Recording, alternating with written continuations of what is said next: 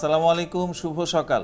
আপনাদের সবাইকে স্বাগত জানাচ্ছি Bangladesh association of psychiatrist BAP আয়োজিত ও অপসনিন ফার্মা নিবেদিত আরোগ্য নিকেতন দেশ জুড়ে মনের স্বাস্থ্যে। আমরা আছি চট্টগ্রামে।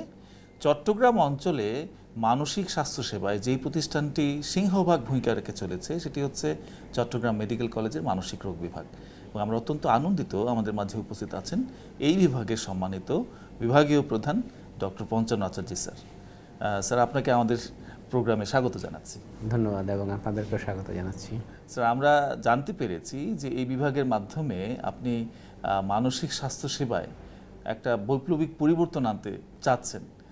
তো আমরা আপনার কাছে একটু জানতে চাইবো যে আপনার ভিশন কি এই বিভাগকে নিয়ে, বা এই অঞ্চলের মানসিক স্বাস্থ্য সেবা নিয়ে আপনার ভিশনটা কি? বৈপ্লবিক পরিবর্তন কিনা আসলে জানি না, তবে আমার ব্যক্তিগতভাবে এবং আমাদের টিমের এই ডিপার্টমেন্টের যে টিম, তাদের একটা নির্দিষ্ট ভিশন আছে এই ডিপার্টমেন্টটাকে নিয়ে। আমাদের মূল লক্ষ্যটা হচ্ছে যে এটাকে আমরা একটা সেন্টার অফ এক্সিলেন্স বাস্তবিক অর্থেই করব, যেখানে আমাদের রুগীরা সেবা পাবেন হচ্ছে আন্তরিকভাবে, সহমর্মিতার সাথে, এবং হচ্ছে সম্পূর্ণ বৈজ্ঞানিক পদ্ধতিতে, আর আমরা বলি সমন্বিত পদ্ধতিতে, যে হোলিস্টিক বায়ো সাইকোসোশ্যাল অ্যাপ্রোচ। এই দুইটা বিষয়কে আমরা মিলিয়ে আমরা ওই রুগীদেরকে সেবার একটা বিষয়ে এক সেন্টার অফ এক্সিলেন্সের মতো তৈরি করতে চাই। এছাড়া আছে আমাদের হচ্ছে একাডেমিক যে বিষয়টা, সেখানেও আমরা পরিবর্তন এনে আমাদের যে প্রথাগত পদ্ধতিটা দূর করে আমরা একটু আধুনিকভাবে শিক্ষা পদ্ধতিটাকে ওইখানে ইনক্লুড করতে চাচ্ছি। আর হচ্ছে গবেষণা ছাড়া আসলে মানসিক স্বাস্থ্য যে কোনো বিষয়ে আমাদের কাছে আসলে একটু অপ্রতুল হয়ে দাঁড়ায়। তা আমাদের উদ্দেশ্য যে এখানে একটা বিশ্বমানের গবেষণা, বিভিন্ন রকমের গবেষণা করা, যাতে মানসিক স্বাস্থ্যে কিছু আমরা অবদান রাখতে পারি, মানসিক স্বাস্থ্যের উন্নয়নে একটা অবদান রাখতে পারি।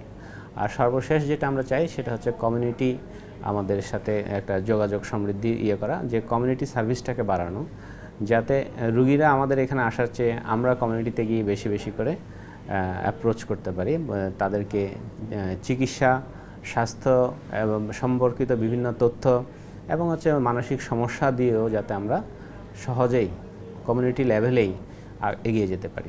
ধন্যবাদ স্যার। আপনি কি আমাদেরকে একটু জানাবেন যে আপনার এই বিভাগের মাধ্যমে ঠিক কী ধরনের মানসিক স্বাস্থ্য সেবা আপনারা দিয়ে থাকেন? প্রায় সব ডিপার্টমেন্টের মধ্যে আমাদের ডিপার্টমেন্টও অনেকগুলো স্তরে আমরা আসলে কাজ করি। প্রথমত যদি বলি পেশেন্ট সার্ভিস, মানে রুগীদের যে চিকিৎসা দেওয়া, তো এখানে সাধারণত দুইটা ভাগে করা হয়। যে আউটডোরে প্রথমত আমাদের বহির্বিভাগ আছে, বহির্বিভাগে প্রায় প্রতিদিনই আমাদের গড়পড়তা 100 থেকে 120, তার বেশিও হয়, গড়পড়তা হচ্ছে 100 থেকে 120 জন করে রুগী আসে। তাদেরকে আমরা স্বাভাবিকভাবেই আমাদের দুজন আউটডোর মেডিকেল অফিসার আছেন, তারা চিকিৎসা দিয়ে থাকেন। আর হচ্ছে এরপর ভর্তি হতে হয়, যাদের ভর্তি প্রয়োজন হয় তাদের ভর্তির বিষয়টা থাকে। আমাদের এখানে 60 শয্যার একটা পূর্ণাঙ্গ ওয়ার্ড আছে, যেখানে মেল ফিমেল আলাদা করে, পুরুষ মহিলা আলাদা করে, এবং শিশুদের জন্য 3টা, শিশু ও কিশোরদের জন্য 3টা বেড আলাদা করা আছে। তো এইভাবে আমরা ওখানেও চিকিৎসা দিয়ে থাকি ভর্তি রোগীদের মাধ্যমে। আর বিশেষ কিছু আমাদের স্পেশাল ক্লিনিক বলি আমরা, বিশেষায়িত ক্লিনিক, যেগুলো প্রতি দিনেই আছে, 6 দিনে 6টা করে। সেটা কি বহির্বিভাগের মাধ্যমে পরিচালিত? হ্যাঁ, এটা বহির্বিভাগের মাধ্যমে। একটা টিকিট নিয়ে আসলে 10 টাকা, কিন্তু আমরা সেখানে একেবারে আমরা যে বলি বিশেষায়িত পুরোটাই আমরা দেওয়ার চেষ্টা করি। কি ধরনের ক্লিনিক সেগুলো স্যার? যেমন শনিবার সকালে আমরা রেখেছি হচ্ছে প্যারেন্টিং এবং রিল্যাক্সেশন ক্লিনিক। এখানে যারা আসবেন প্যারেন্টসদেরকে, যে আমরা বলি প্যারেন্টিং ট্রেনিং, পিতামাতা কীভাবে কাজ করবেন, কীভাবে করবেন, এই ট্রেনিংটা আমরা দিয়ে থাকি। রিল্যাক্সেশনের বিষয়গুলো আমরা দেখিয়ে থাকি, আমাদের সেটা ভিডিও করা বিভিন্ন রকম পদ্ধতিতে আছে, যাতে ইন্টারাকশানটা ভালো হয়। এবং শনিবার দিন যারা অফিস যাদের থাকে না, তারা যাতে এখানে ইনক্লুড হতে পারে, সেজন্য এটা আমরা আসলে শনিবারে রেখেছি। রবিবার দিন আছে আমাদের সাইকিয়াট্রিক সেক্স ক্লিনিক। এখানে যাবতীয় যৌন রোগের যত চিকিৎসা বা যা কিছু আছে, থেরাপি থেকে, সাইকোথেরাপি থেকে শুরু করে সব কিছু আমরা এখানে প্রোভাইড করি। সোমবারে হচ্ছে অ্যাডিকশন প্রিভেনশন ক্লিনিক। যে কোনো ধরনের মাদকদ্রব্য, যে মাদক আসক্তি, আচরণগত আসক্তি, জুয়া আসক্তি, এই ধরনের বিষয়গুলো আমরা এখানে ডিল করি বা এখানে দেখা হয় এই ক্লিনিকগুলোতে। আর হচ্ছে মঙ্গলবার দিন আমাদের হচ্ছে শিশু ও কিশোর মনোরোগ ক্লিনিক। আচ্ছা, এখানে শিশু কিশোরদের যাবতীয় বিষয়গুলো আমরা করি। আর বুধবার দিন হচ্ছে ওসিডি ক্লিনিক, এবং বৃহস্পতিবার দিন হচ্ছে ডিপ্রেশন ক্লিনিক। ডিপ্রেশন ক্লিনিক আমরা যদিও রেখেছি, তার সাথে সুইসাইড প্রিভেনশনের বিষয়টা আসলে থাকে। আচ্ছা, একসাথে এই দুইটা বিষয়কে আমরা এখানে ওই ক্লিনিকে দেখি। তো বিশেষ সপ্তাহে 6 দিনই আপনাদের হ্যাঁ, কোনো 6 না দিন। কোনো বিষয় তো স্বাস্থ্যসেবা, মানসিক স্বাস্থ্যসেবা আপনারা দিয়ে থাকছেন। আচ্ছা। এর জন্য কি কোনো অতিরিক্ত ব্যয় করতে হয়? না, একদমই না। এখানে জাস্ট সরকারি 10 টাকার একটা বহির্বিভাগের টিকিট নিয়ে আসবে। আমরা 11টা থেকে শুরু করি, 1টা পর্যন্ত সার্ভিসটা দেওয়ার চেষ্টা থাকে। আর হচ্ছে যে প্রতিটা ক্লিনিকের জন্য কিন্তু আমাদের আলাদা আলাদা করে স্পেশালিস্ট করা, ফিক্সড করা Assign আছে, করা আছে। অ্যাসাইন করা আছে। চমৎকার স্যার, আমার মনে হয় যে এটা একটা অনন্য উদাহরণ হতে পারে অন্যান্য মেডিকেল কলেজগুলোর জন্য। তো এ তো গেল আমাদের সার্ভিসের ব্যাপারে, অর্থাৎ ক্লিনিক্যাল সার্ভিস। একাডেমিক্যালি আপনারা কি ধরনের প্রোগ্রাম আপনাদের আছে? একাডেমিকের মধ্যে আমাদের যেহেতু এটা একটা চট্টগ্রাম মেডিকেল কলেজ, অনেকগুলো বিষয় নিয়ে অনেকগুলো বিষয়ে ইনক্লুড করা হয়। যেমন হচ্ছে এখানে এমবিবিএস চিকিৎসকদের যে পাঠদানের বিষয়টা থাকে, এখানে আমাদের 3rd ইয়ার, 4th ইয়ার, 5th ইয়ার বিভিন্ন পর্যায়ে আমাদের মূলত কাছে আন্ডারগ্রাজুয়েট মেডিকেল কলেজে আসে। আর হচ্ছে যে পোস্ট গ্রাজুয়েট যে ইয়েগুলো, আমাদের এফসিপিএস সাইকিয়াট্রি কোর্সটা পূর্ণ মেয়াদে এখানে কাউন্ট হয়। আচ্ছা, ফলে এখানে অনেকে আমাদের পূর্ণাঙ্গ 5 বছরই কেউ চাইলে 5 এখানে বছরে করতে করতে পারবে, পূর্ণাঙ্গ 5 বছরই করতে পারবে, কোর্সটা বাদ দিয়ে আর কি, সবগুলো করতে পারবে। আর হচ্ছে যে যেমন আমাদের এখন 14 জন ট্রেনিং আছে, এই সেশনে 14 জন ট্রেনিং চলবে। আর ওদের সাথে হচ্ছে আমাদের এমডি রেসিডেন্সি, যে অন্যান্য ডিপার্টমেন্টে যে এমডি রেসিডেন্সি আছে, যেমন ফিজিক্যাল মেডিসিন, নিউরোমেডিসিন, ওখান থেকে স্কিন, ডার্মাটোলজি, ওরা আমাদের এখানে ট্রেনিংয়ের জন্য আসে। সাধারণত 1 মাস করে এদের এখানে প্লেসমেন্ট থাকে। আচ্ছা, কিন্তু এই ডিপার্টমেন্টের কি কোনো রেসিডেন্সি প্রোগ্রাম আছে?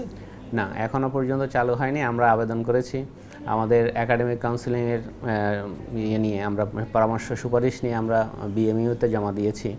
এখন বাকিটা ওনাদের উপর নির্ভর করছে। ওনারা যদি আসেন, আমরা আশা করি আসলেই কিন্তু আমরা চালু করে দিতে পারবো পরিদর্শন। এমনিতে এমডি বা এফসিপিএস এগুলো তো 5 বছর মেয়াদি, আমার দীর্ঘমেয়াদী প্রোগ্রাম। একটু ছোট যে কোনো প্রোগ্রাম 2 বা 3 বছর মেয়াদি কোনো ডিপ্লোমা বা কোনো মাস্টার্স প্রোগ্রাম, এগুলোর ব্যাপারে কি আপনাদের কোনো পরিকল্পনা আছে? না, এটা আসলে ওইভাবে আমাদের নার্স বা অন্যান্য যেসব মানসিক স্বাস্থ্য সেবা পেশাজীবী যারা আছেন, অকুপেশনাল এখানে আমরা সরাসরি কোনো ডিপ্লোমা বা মাস্টার্স ওই ধরনের কোনো কোর্সের বিষয়ে আমরা আসলে উদ্যোগ নিইনি। আমাদের পাশাপাশি কয়েকটা ছোটোখাটো নিজস্ব ডিপার্টমেন্টের কিছু উদ্যোগ আছে। যেমন হচ্ছে আমরা মিড লেভেল ডক্টরদের জন্য যে সাইকিয়াট্রি ইন ব্রিফ এ নামে একটা কোর্সের মতো, যে 2 মাসের মধ্যে 8টা ক্লাস, এটা দিয়ে আমরা তাদেরকে একটা ওরিয়েন্টেশন প্রোগ্রামের মতো করার করছি। আমরা শুরু করেছিলাম, আসলে মাঝখানে বন্ধ হয়ে গেছে, হয়তো আবার সেটা চালু করব। আর নার্সদের জন্য আমাদের যখন প্লেসমেন্ট হয়, তখন সেখানেই আমরা একটা আসলে ইয়ে করি। এই মুহূর্তে তাদের জন্য আলাদা কোনো আমরা ইয়ে করিনি। স্যার, তাহলে সাইকিয়াট্রি যে ওরিয়েন্টেশন প্রোগ্রাম ইন ব্রিফ, এটা কারা এটাতে পার্টিসিপেট করতে পারে? এটা হচ্ছে আমাদের মিড লেভেল চিকিৎসক যারা, মানে চট্টগ্রাম মেডিকেল কলেজে যারা কর্মরত তারা, নাকি তার বাইরে থেকেও কেউ করতে বাইরে পারে? থেকেও পারবে। তবে আমরা সাধারণত এখানে যারা, তাদেরকে একটু অগ্রাধিকার দিই, কারণ আমরা টোটাল 20 জনকে ইনক্লুড করি পার ব্যাচ, প্রতি ব্যাচে। আচ্ছা, প্রতি ব্যাচে 20 জন করে, এবং আমাদের যেহেতু স্থানের সংকট আছে এবং ম্যানেজমেন্টের একটু বিষয় আছে, তো আমরা সাধারণত এখান থেকেই বলি। তবে ওপেন থাকে, যে কেউ হচ্ছে আমাদের যারা প্রশিক্ষণার্থী থাকে, এক কথায় মিড লেভেলের যারা চিকিৎসক আছেন, ইন্টার্ন পাস করার পর থেকে, যারা শেষ করার পর থেকে, সবাইকে আমরা ইনক্লুড করি এখানে। চমৎকার। স্যার, আপনারা কি কোনো গবেষণা কার্যক্রম পরিচালনা করছেন, বা আপনাদের কোনো গবেষণা সেল কি আছে মানসিক স্বাস্থ্যসেবা রিলেটেড? হ্যাঁ, আমরা 2025 সাল থেকে আমার মনে হয় বাংলাদেশে আমাদের প্রথম যে সাইকিয়াট্রিক যে কোনো ডিপার্টমেন্টে সাইকিয়াট্রিক রিসার্চ সেলটা আমরা চালু করেছি। 2025 সাল থেকে এটা আমাদের চলমান। এর মধ্যে আমরা 3টা কিন্তু সেমিনার করেছি রিসার্চ মেথোডোলজি নিয়ে।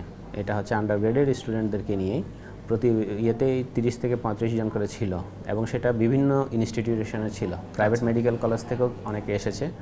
তো এটা আমরা 3টা সেমিনার করেছি। আর হচ্ছে আমরা রিসার্চ অ্যাসিস্ট্যান্ট হিসেবে ওদের কাছ থেকে আমাদের এখানে চট্টগ্রাম মেডিকেল কলেজে যারা পড়ালেখা করছে, এমবিবিএস এবং বিডিএস, দুই পক্ষ থেকে নিয়েছি অ্যাপ্লিকেশন নিয়ে, ইন্টারভিউ করে তাদেরকে 30 জনকে আমরা রিক্রুট করেছি। তাদেরও স্কিল ডেভেলপমেন্ট একটা ভালো সুযোগ। এটা আমরা ইয়ে করছি, এবং ওদের সাথে আমাদের 6 গ্রুপে ভাগ করে 6টা গবেষণা চলতেছে এখন। এবং এগুলো 2টার প্রোটোকল আমরা জমা দিয়ে দিয়েছি, প্রোটোকলের পর্যায়ে আছে, আর বাকি হলো লিটারেচার রিভিউ এবং আদার্স প্রসেস চলছে। তো এটা যদি হয়, অনুপ্রেরণাদায়ক আপনার এই গল্পগুলো, খুবই অনুপ্রেরণাদায়ক। স্যার, আমি আরেকটা প্রশ্ন জানতে চাচ্ছি, যে আসলে আন্ডার গ্রাজুয়েট মেডিকেল এডুকেশন আমাদের দেশে তো খুবই স্ট্রেসফুল একটা ব্যাপার, অসংখ্য পরীক্ষা পরীক্ষায় ফেল, আমরা প্রায়ই শুনি যে এই মেডিকেল কলেজে অনেক স্টুডেন্টরা হয়তো আত্মহত্যা করছেন। তাদের ব্যক্তিগত জীবনে অনেক প্রেশারও থাকতে পারে, কিন্তু তার সাথে একাডেমিক পড়াশোনা বা এই যে একটা হতাশা তাদের মধ্যে অনেক ক্ষেত্রেই কাজ করে। তো এদের নিয়ে এই যে মেডিকেল স্টুডেন্টদের স্ট্রেস কমানো, সুইসাইড প্রিভেনশন, এগুলো নিয়ে কি আপনারা কিছু করছেন স্যার? এখানে আমি তিনটা ভাগে বলবো আসলে। প্রথম ভাগ হচ্ছে যে আমরা যে হয়তো জানেন যে WFMEর এখন নতুন ক্রাইটেরিয়া অনুসারে একটা স্টুডেন্ট সাপোর্ট সেন্টার কলেজেরই থাকার কথা, সেটা রিসেন্টলি আমাদের এখানে তৈরি হয়েছে। তবে 2019 সাল থেকে আমরা ব্যক্তিগত উদ্যোগে এটা শুরু করেছিলাম, ডিপার্টমেন্টের উদ্যোগ থেকে, যে students mental health support centre. এইখানে প্রতি বছরই আমরা প্রায় 80 থেকে 85 জন প্রায় 2019 থেকে দিয়ে আসছি যে সার্ভিস, ওদেরকে একদম ফুল কাউন্সেলিংটা যা কিছুই লাগে, যেভাবে লাগে মানসিক সহায়তাটা আমরা সরাসরি দিয়ে থাকছি স্টুডেন্ট মেন্টাল হেলথ সাপোর্ট সেন্টারের মাধ্যমে। আর এছাড়া হচ্ছে আমরা রেগুলার কিছু অনুষ্ঠান করে থাকি, যেমন MBBS ভর্তির দিন যে ইয়েটা হয় ওরিয়েন্টেশন প্রোগ্রাম, সেখানে কিন্তু একটা মানসিক সেগমেন্ট রেখেছে যে ওরাদেরকে মোটিভেশনাল স্পিচের মতো মোটিভেশনাল একটা লেকচার, এটা নামই দেওয়া হয়েছে এভাবে। তো সেখানে আমরা কিন্তু উপস্থিত ছিলাম এবং আমরা সেটা কন্ডাক্ট করেছি। আর হচ্ছে যে এছাড়া বিভিন্ন সময় আমরা কিছু ছোটোখাটো সেমিনার টাইপের করি, যেখানে হচ্ছে তারা আমাদের সাথে যোগাযোগ করতে পারে। আর আমাদের যে student mental health support centre, এটার কিন্তু একটা ব্যক্তিগত ইমেইল আছে, মানে কলেজ থেকে ইমেল নেওয়া হয়েছে আমরা, ওখানে কিন্তু ওরা সরাসরি যোগাযোগ করতে পারে, ইভেন আমাদের সাথে সরাসরি এসে যোগাযোগ করতে পারে। ফলে হচ্ছে কি আমরা যে কোনো পর্যায়ে, ব্যক্তি পর্যায়ে, আবার বিভিন্ন সময় গ্রুপে তাদের সাথে আমরা যোগাযোগ করছি, ইন্টারাকশন হচ্ছে, চেষ্টা করছি যতটুকু সম্ভব তাদেরকে মানসিক সাপোর্টটা দেওয়া, এবং সেটা পড়ালেখা কেন্দ্রিক হতে পারে, সেটা যে কোনো বিষয় নিয়ে হতে পারে, যাতে তারা স্ট্রেস ফ্রি থাকার চেষ্টা করতে পারে। Thank you sir. আমরা আপনার মাধ্যমে দেখতে পাচ্ছি যে অনেক রকম কার্যক্রম আপনারা পরিচালনা করছেন, স্টুডেন্ট পড়ানো বা জাস্ট আউটডোর রোগী দেখার বাইরেও। তো এগুলো করতে গিয়ে নিশ্চয়ই পথটা খুব সহজ ছিল না, বা এখনও নিশ্চয়ই অনেক সহজ নেই। তো কী ধরনের চ্যালেঞ্জ আপনি মোকাবেলা করেছেন বা এখনও করে চলছেন, সেগুলো যদি আমাদেরকে একটু জানান। আচ্ছা, যেহেতু চ্যালেঞ্জের বিষয়টা সবসময় অবশ্যই আছে, এবং চ্যালেঞ্জের বিষয়টা নিয়ে আমরা আসলেও চ্যালেঞ্জেই পড়ছি। কারণ হচ্ছে কি, প্রথমত আমরা একেবারে জনবল সংকটটা আমাদের কাছে খুবই প্রকট।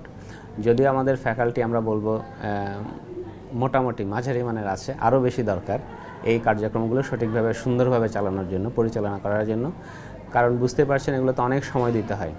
তা আমাদের এত কাজের প্রেশার থাকে, যে কারণে হচ্ছে সব কিছুতে আমরা মানে ফুল যে একটা পরিপূর্ণভাবে যে একটা সময় দিব, সেটা আসলে অনেক সময় হ্যাম্পার্ড হয়। স্যার কী ধরনের জনবল আপনি যদি একটু। আর এর বাইরে যেটা আমাদের দরকার, সাপোর্টিং স্টাফ। স্যার আমি আপনার কাছে আসবো, এই বিষয়টা সম্পর্কে একটু বিস্তারিতভাবে আসবো। আমাদের একটা বিরতির সময় এসেছি, আমরা বিরতির পরে আপনার কাছে ফিরছি।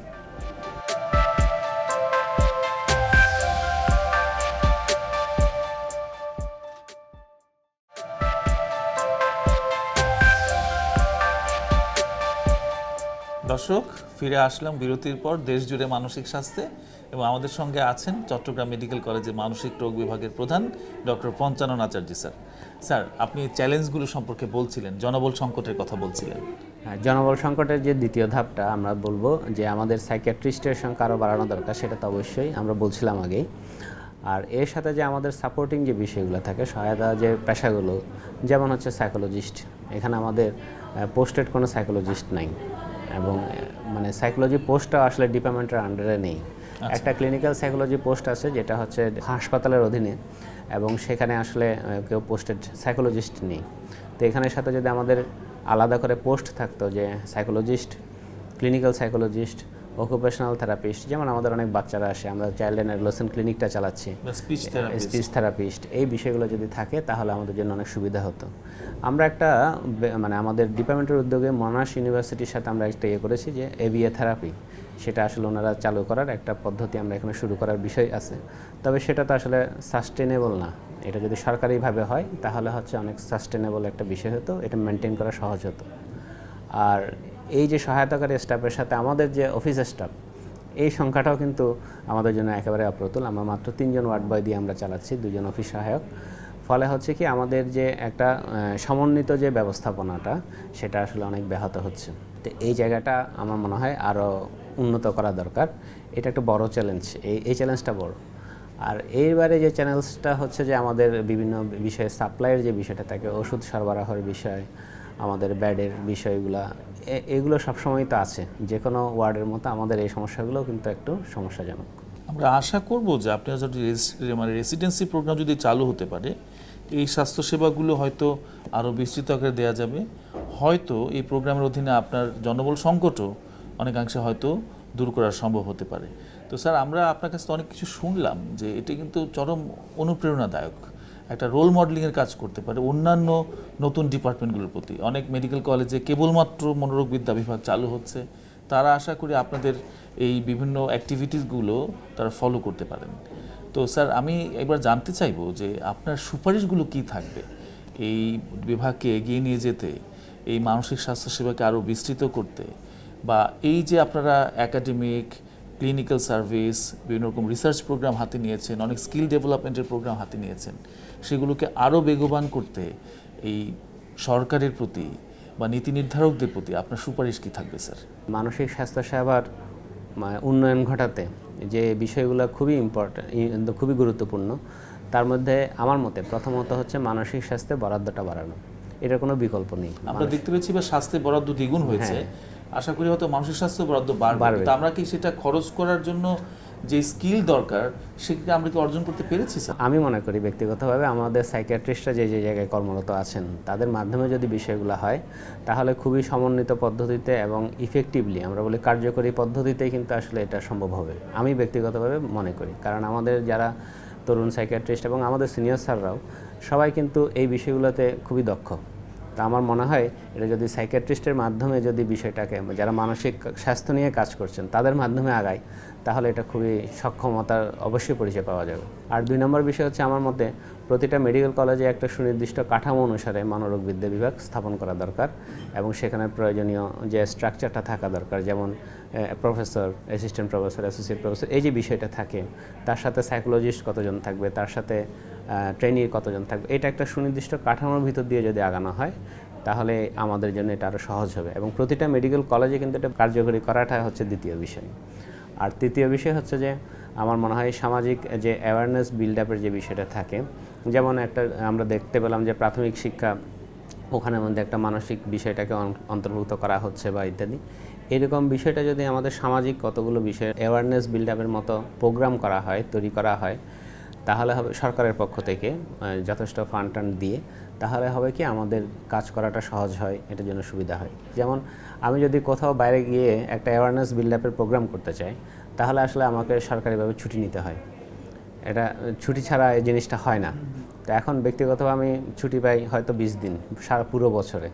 তো এইটার জন্য আমি যদি আলাদাভাবে কাজ করতে যাই, কারণ সরকার যদি আমাকে অ্যাসাইন না করে, তাহলে আমি আসলে ব্যক্তিগত উদ্যোগে যদি করতে যাই তখন দেখা যাবে যে আমাকে এটা একটা সরকারি ছুটি নিয়ে যেতে হয়।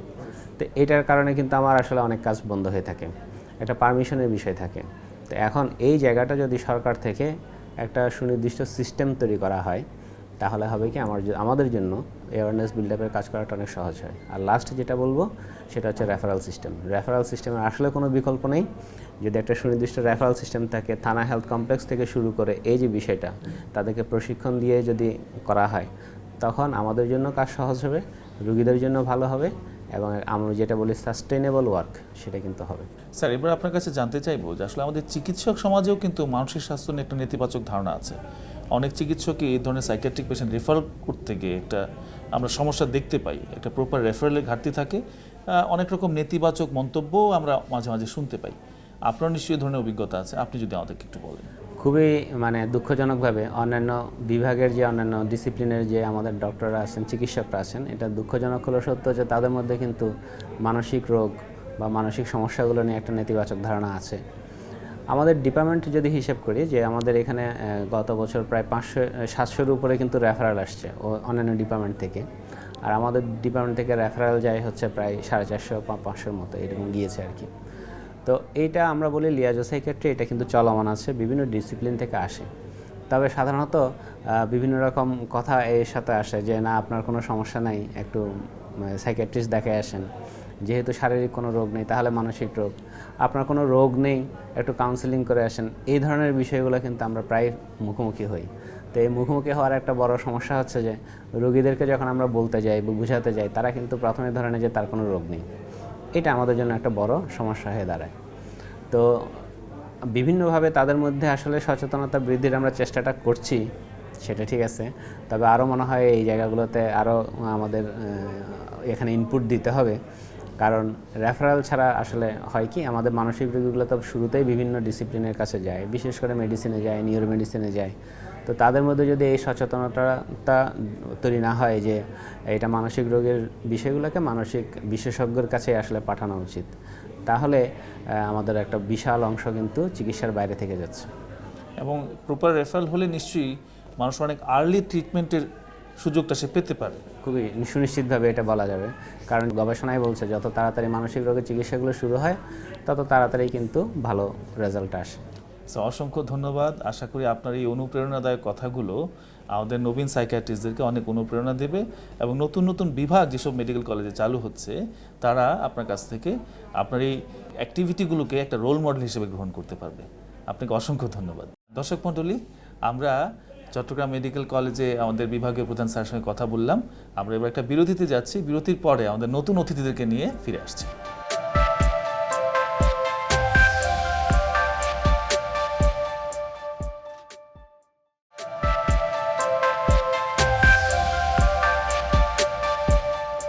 দর্শক, ফিরে আসলাম বিরতির পর দেশ জুড়ে মানসিক স্বাস্থ্যে, এবং ফিরে এসেছি দুজন নতুন অতিথি নিয়ে। আমার সঙ্গে আছেন ডক্টর হিমাদ্রি মহাজন, সহকারী অধ্যাপক, চট্টগ্রাম মেডিকেল কলেজ মানসিক রোগ বিভাগ, এবং ডক্টর ফারহানা নাজনীন, সহকারী অধ্যাপক, মানসিক রোগ বিভাগ, চট্টগ্রাম মেডিকেল কলেজ।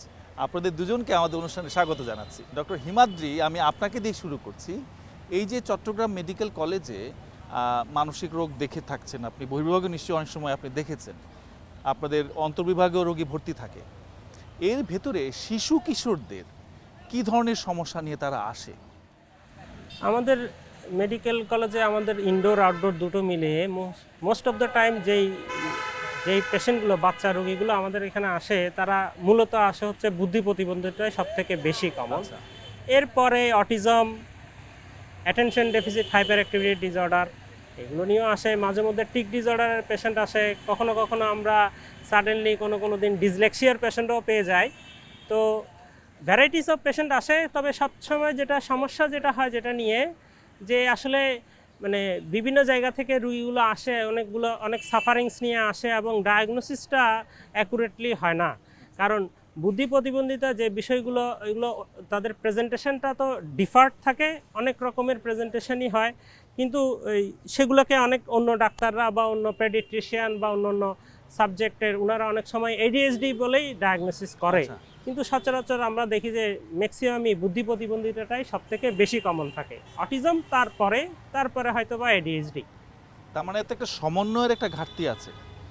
তো আমরা তো এডিএইচডি, অটিজম বা বুদ্ধি প্রতিবন্ধিতা এগুলো এক ধরনের তীব্র মানসিক সমস্যা, কিন্তু আমরা এখন শিশু কিশোরদের মাঝে আরও কিছু সমস্যা দেখতে পাই, শুনতে পাই, যেমন গ্যাজেট আসক্তি, পার্টিকুলারলি মোবাইল ফোন আসক্তি, গেম আসক্তি, এবং এইসবের কারণে অনেক বাচ্চার স্কুল ঠিকমতো যেতে চায় না, বাবা মার কথা শুনতে চায় না, বা অনেক রকম আচরণের সমস্যা আছে, বাচ্চা রাগ করে বেশি বা অনেক বেশি উগ্র হয়ে গেছে, ঘুমের সমস্যা। এই ধরনের পেশেন্ট কি এখন আপনাদের কাছে আসে? অবশ্যই আসে। এই বিহেভিয়ারাল এডিকশন এটা একটা নতুন বিষয়, এখন আসলে নতুনভাবে যুক্ত হয়েছে আমাদের চিকিৎসা, মানে বাচ্চাদের মানসিক রোগের চিকিৎসার সাথে নতুনভাবে আমরা দেখতে পাই। এবং এটা আসলে আমাদের সচেতনতার অভাব, কিংবা বাবা মা বা তাদের যে সহজেই স্পেসিফাই করার, যে ঠান্ডা করে ফেলার বা সহজেই তাদের নিজের কাজটা করবে, এই জন্য বাচ্চার মা বাবাগুলো তাদেরকে আসলে মোবাইল দিয়ে ফেলে এবং বাধ্য হয় অনেক সময় যে এত অ্যাডিকশন, এত তীব্রতা হচ্ছে যে ও এত অ্যাগ্রেসিভ হয়ে যায় যে ওরা বাবা মার গায়েও পর্যন্ত হাত তোলে। সেই ধরনের কেসগুলো আসলে আমাদের কাছে আসে। এবং আমাদের আসলে দুটো সেগমেন্ট আছে, আপনি হয়তো এর মধ্যে জানেন যে আমাদের চাইল্ড সাইকিয়াট্রি আমাদের আলাদা ক্লিনিক আছে, আবার অ্যাডিকশন ক্লিনিকও আছে। আমরা দুটো মিলে, এবং আমাদের সাথে ফারহানা নাজনীন ম্যাডাম আছেন, প্যারেন্টিং, আমরা তিনটার একটা সমন্বয়ের মাধ্যমে ওদেরকে, বাচ্চা এবং তার পরিবারকে মানসিক স্বাস্থ্য সেবা দেওয়ার চেষ্টা করি। এবং আমার বিশ্বাস, আমার কাছে মনে হয় যে ক্লিনিকগুলো যে মানে খুবই চমৎকার, বিশেষ করে প্যারেন্টিং ক্লিনিক তো খুবই চমৎকার চলে এবং প্রতি শনিবারে হয়। এটা ফারহানা ম্যাডাম হয়তো আর একটু ডিটেলসে বলতে পারবেন। এবং রেসপন্স খুবই ভালো। মানে বিশেষ করে এই ধরনের বিহেভিয়ার থেরাপি বা ফ্যামিলি সাইকো এডুকেশনের জন্য এই প্ল্যাটফর্ম বা এই প্রোগ্রামটা কিন্তু খুবই ভালো কাজ করছে। অসংখ্য ধন্যবাদ। আপনার কাছে আরও অনেক কিছু শুনবো। ডক্টর ফারহান, আমি আপনার কাছে আসছি।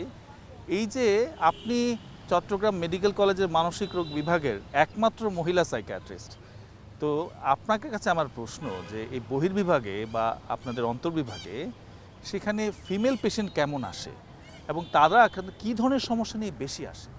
চট্টগ্রামে আসলে চট্টগ্রাম মেডিকেল কলেজ একমাত্র টারশারি হসপিটাল। এখানে প্রতিদিনই বহির্বিভাগে নারী পুরুষ দুই ধরনের পেশেন্টই আসে।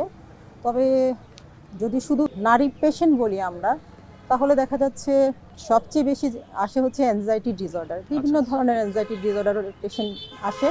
তারপরে অবসেসিভ কম্পালসিভ ডিসঅর্ডার, তারপর হচ্ছে আপনার major depressive disorder, adjustment disorder, আচ্ছা তারপর আপনার somatic symptom disorder, conversion disorder. আচ্ছা আর ফিমেলদের কিছু ব্যক্তিত্বের সমস্যা নিয়েও আসে, যেমন বর্ডারলাইন পার্সোনালিটি ডিসঅর্ডার।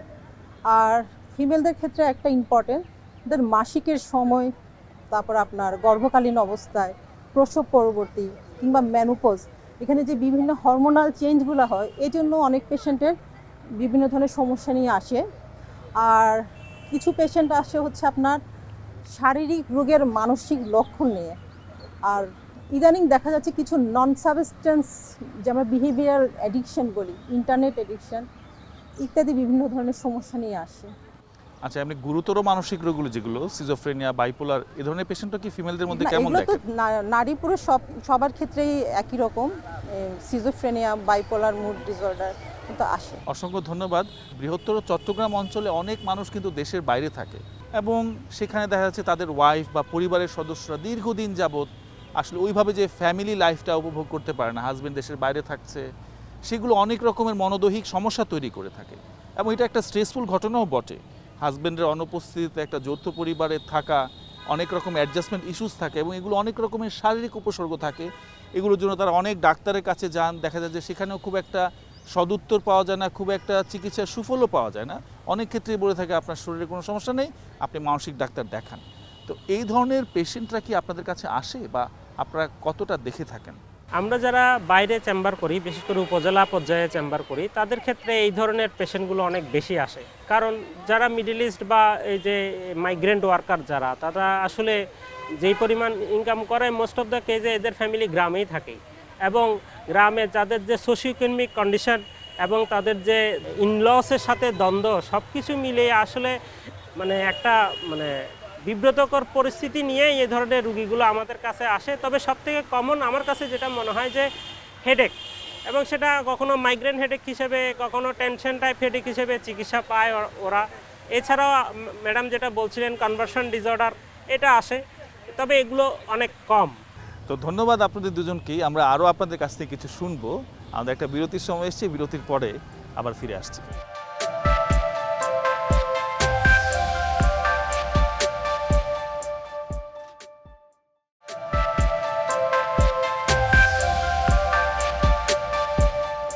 দর্শক, ফিরে আসলাম সর্বশেষ বিরতির পর দেশ জুড়ে মানসিক স্বাস্থ্যে।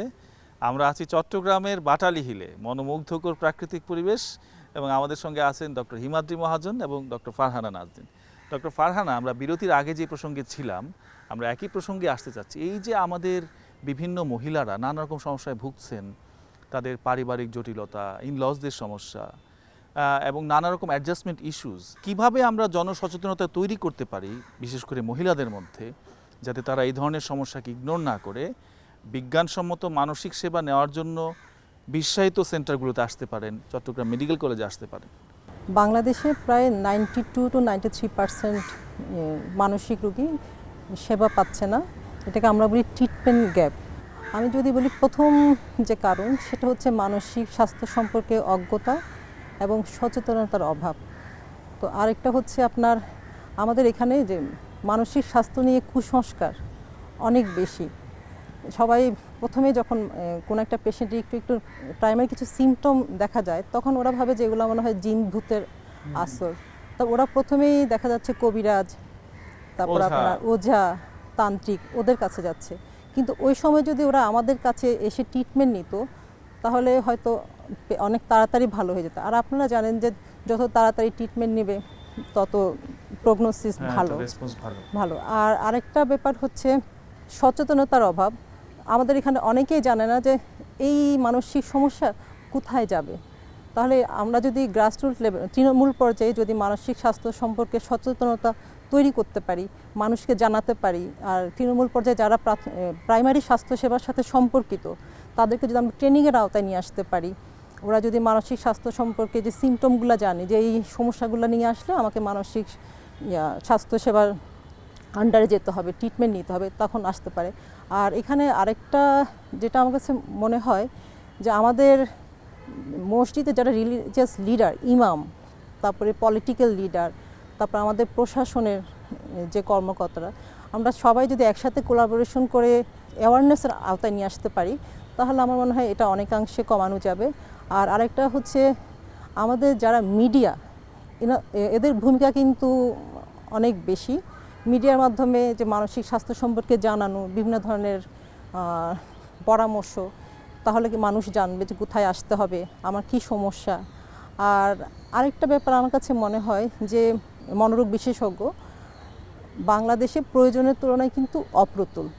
আর সেখানে আপনার ফিমেল সাইকিয়াট্রিস্ট সেখানে তো আরও বেশি কম। তো আমার মনে হয় এই জায়গাগুলোতে আরও বেশি বেশি সাইকিয়াট্রিস্ট আসুক। আরেকটা হচ্ছে যে আপনার আমরা যারা প্রফেশনাল সেবা দিয়ে যাচ্ছি ওদেরকেও আরেকটু এমপ্যাথেটিক ওয়েতে যদি আমরা চিন্তা করি তাহলে আমার মনে হয় এই জায়গাতে অনেকটা বেশি সাফল্য আশা করা যায়। Thank you.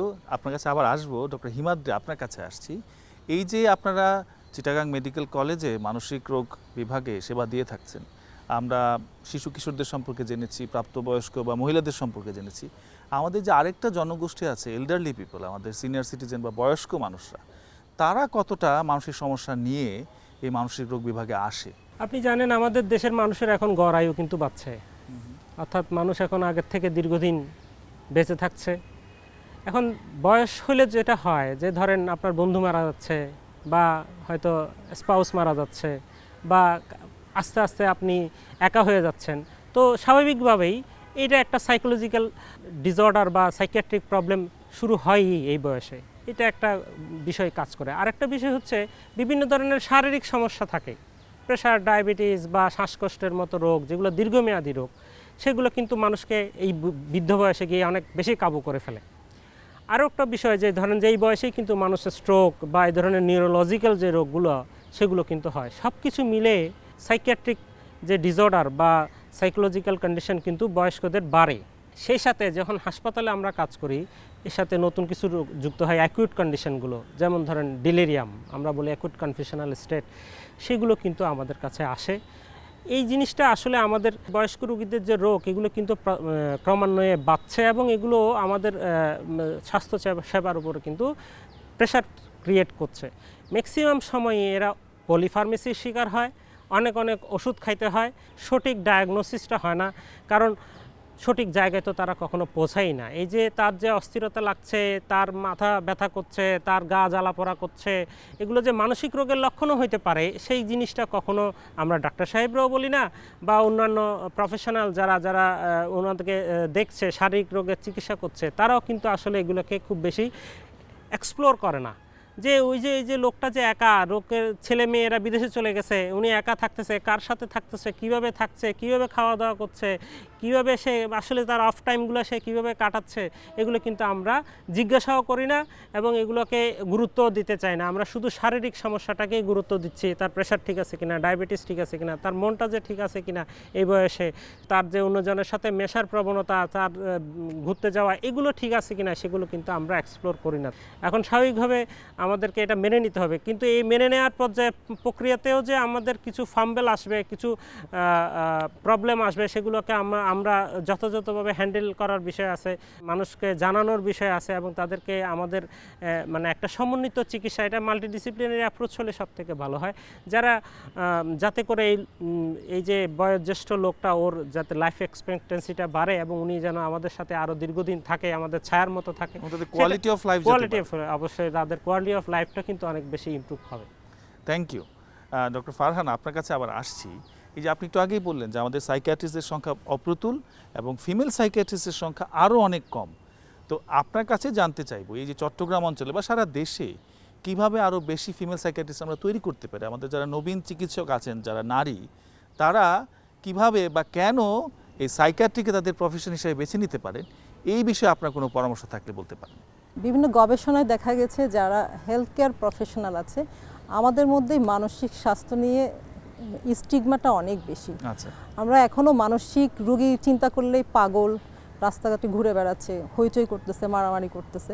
আসলে এটা হচ্ছে মাত্র 1% আমি বলবো, আর বেশিরভাগ ক্ষেত্রেই অন্যান্য বিভিন্ন ধরনের মানসিক সমস্যা নিয়ে আসে। আর আমার কাছে মনে হয় আমি যদি সাইকিয়াট্রিস্ট না হতাম তাহলে চিকিৎসা বিজ্ঞানের যে সাইকিয়াট্রির যে বিশাল পার্ট আমার অজানা থেকে যেত।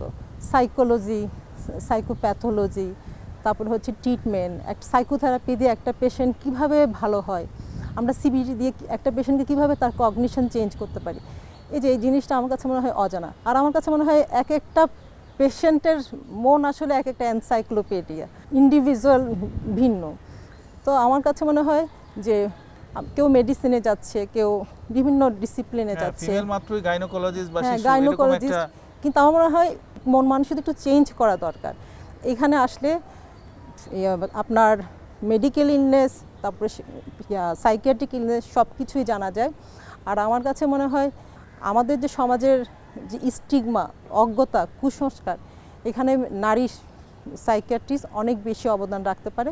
আর আমাদের যে ফিমেল পেশেন্টগুলা, ওদের সাথে আমরা আসলে অনেক বেশি আপন হতে পারি। যেমন ওই দিনে আমাদের একজন পেশেন্ট, সে প্রথমে যখন আমরা মেল ফিমেল একসাথে বসলাম, পেশেন্ট কিন্তু কিছুই মানে কোনো জাস্ট হ্যাঁ আমি এরকম ভালো আছি এরকম, কিন্তু যখন আমি একা বসলাম তখন বের হলো যে পেশেন্ট হচ্ছে আসলে সিজোফ্রেনিয়ার পেশেন্ট। তো আমার মনে হয় যে ফিমেল সাইকিয়াট্রিক বেশি বেশি করে আসা দরকার, আর এই সাবজেক্ট আসলে রাইজিং। আপনাকে অসংখ্য ধন্যবাদ ডক্টর হিমাদ্রি। এবার আপনার কাছে আমার প্রশ্ন যে আমরা অনেক কিছু আলোচনা করলাম, তাহলে সার্বিকভাবে যদি এই চট্টগ্রাম অঞ্চলে বা সেটি দেশের ক্ষেত্রেও প্রযোজ্য হতে পারে যে এই মানসিক স্বাস্থ্য সেবাকে তার পরবর্তী ধাপে নিয়ে যেতে আপনার কোনো পরামর্শ আছে কিনা? আসলে চট্টগ্রাম একটা বিশাল এলাকা। গত 10-15 বছরে এখানে প্রায় জনসংখ্যা মনে হয় কোটির কাছাকাছি চলে গেছে। তো এই 1 কোটি, প্রায় 1 কোটি জনসংখ্যার মানসিক স্বাস্থ্যের একটা গুরুত্বপূর্ণ অংশ কিন্তু চট্টগ্রাম মেডিকেল কলেজ একা গ্রহণ করবে, বা 2-4-5টা মেডিকেল কলেজের হয়তো 10 জন সাইকিয়াট্রিস্ট এটা গ্রহণ করবে, এটা আসলে সম্ভব না।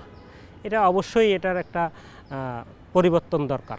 তো সেই ক্ষেত্রে চিটং মেডিকেল কলেজ, আমাদের এখানে এখন সাইকিয়াট্রি একটা গুরুত্বপূর্ণ ট্রেনিং, আমাদের FCPS ট্রেনিং চালু আছে। আমরা যদি MD কোর্সটা চালু করতে পারতাম তাহলে আগামী হয়তো 5-10-15 বছরে দেখা যেত যে আমাদের যে কমিউনিটি বা আমাদের সাইকিয়াট্রিস্ট কমিউনিটির সংখ্যা বাড়তো এবং সার্ভিসটা আরও অ্যাভেলেবেল হতো মানুষের কাছে। এখন একটা সার্ভিস শুধু জনসংখ্যা দিয়ে বাড়ানো সম্ভব না, শুধু সাইকিয়াট্রিস্ট বাড়ালে কিন্তু হবে না। কারণ শুধু সাইকিয়াট্রিস্ট দিয়ে চেম্বার কিংবা হয়তো হাসপাতালে চিকিৎসা ওষুধ লেখা যাবে, কিন্তু এই ওভারঅল ম্যানেজমেন্টের জন্য এই যে ব্যাকের যে তাদের যে supporting staff, psychiatric trend nurse কিংবা সাইকোলজিস্ট যারা বা ক্লিনিক্যাল সাইকোলজিস্ট, সাইকোথেরাপি দেওয়ার জন্য খুবই ভালো মানের সাইকোথেরাপিস্ট আমাদের চট্টগ্রাম শহরে নাই বললেই চলে। অর্থাৎ এই সমন্বিত পেশাজীবী যারা আছে, সহযোগী পেশাজীবী, তাদেরকেও তৈরি করতে হবে এবং সেটার জন্য একটা ভালো মানে সেন্টার বাংলাদেশে আমি বলবো যে তৈরি করা দরকার, চট্টগ্রামেও তৈরি করা দরকার, যাতে করে মানে সার্ভিস ডেলিভারিটা আরও ইমপ্রুভড হয়। আরও একটা বিষয়, এখানে কোনো সেই রকম ভালো কোনো প্রাইভেট প্রতিষ্ঠান গড়ে ওঠে নাই গত 50 বছরের পাশাপাশি বেসরকারি প্রতিষ্ঠানগুলোকে এগিয়ে আসতে হবে। আমরা অনুষ্ঠানের একদম শেষ পর্যায়ে এসেছি। আপনাদের দুজনকে অসংখ্য ধন্যবাদ, আপনাদের মূল্যবান সময় থেকে আমাদেরকে সময় দিয়েছেন, অনেক গুরুত্বপূর্ণ বিষয়গুলো আলোচনা করেছেন। দর্শক মণ্ডলী, আপনাদেরকে অসংখ্য ধন্যবাদ আমাদের সাথে থাকার জন্য। আমরা এই বৃহত্তর চট্টগ্রাম অঞ্চলের মানসিক স্বাস্থ্যসেবার বিভিন্ন দিক নিয়ে আলোচনা করলাম, অনেক সাইকিয়াট্রিস্টদের সঙ্গে আমরা কথা বলেছি। আমরা এবার সময় হয়েছে চট্টগ্রাম থেকে বিদায় নেবার, আমাদের সঙ্গে পরবর্তী কোনো এলাকাতে দেখা হবে। আপনারা ততক্ষণ পর্যন্ত ভালো থাকবেন এবং আমাদের সাথেই থাকবেন।